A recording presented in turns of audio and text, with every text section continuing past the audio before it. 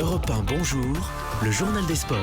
Samuel Etienne. 6h11, juste après le journal d'Hélène Zélani, toute l'actualité sportive, on retrouve Axel May. Axel, on retourne tout de suite à Melbourne avec ce premier set serré entre Tsonga et Wawrinka. Oui, le dernier représentant français à l'Open d'Australie est opposé au vainqueur du dernier US Open, Stan Wawrinka, en quart de finale. Myrtille Rambion, une grosse heure de jeu déjà et le premier set est vraiment serré.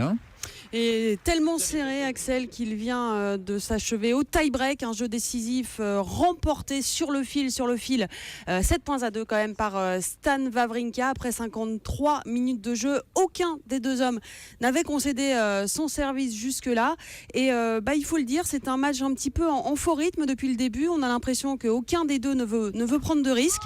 Et ça doit être dû à la tension, parce que pour tout vous dire, Axel, là, au changement de côté à la fin du set, on a vu une prise d'armes verbale entre les deux hommes. On ne sait pas exactement, en tout cas, ce qu'ils se sont dit, mais en tout cas, ça montre la tension.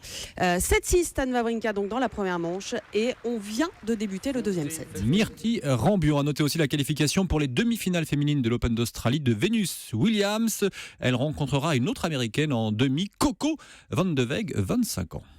L'initiative sportive du jour, c'est... Vous connaissez la semaine de la presse à l'école. Ouais. Voici la semaine de l'olympisme à l'école. Encore. Elle a été lancée hier dans le cadre de la candidature de Paris aux Jeux 2024. Le principe, des sportifs de haut niveau se rendent dans des établissements scolaires. Hier, par exemple, la boxeuse médaillée de bronze à Rio, Sarah Ouramoun, est allée rendre visite à les élèves du collège Buffon à Paris. Je suis allé aussi faire un tour. J'ai rencontré 2 collégiens de 6e, Marion et puis Samuel. Comment se voit-il en 2024 ? Je serais quand même un tout petit peu trop jeune. Enfin, si c'est dans 7 ans, j'aurai 19 ans, je peux pas être aux Jeux Olympiques. Enfin, je suis un peu trop jeune. Parce que les Jeux Olympiques, c'est 16 ans minimum. Oui, on peut commencer à partir de 16 ans. J'espère.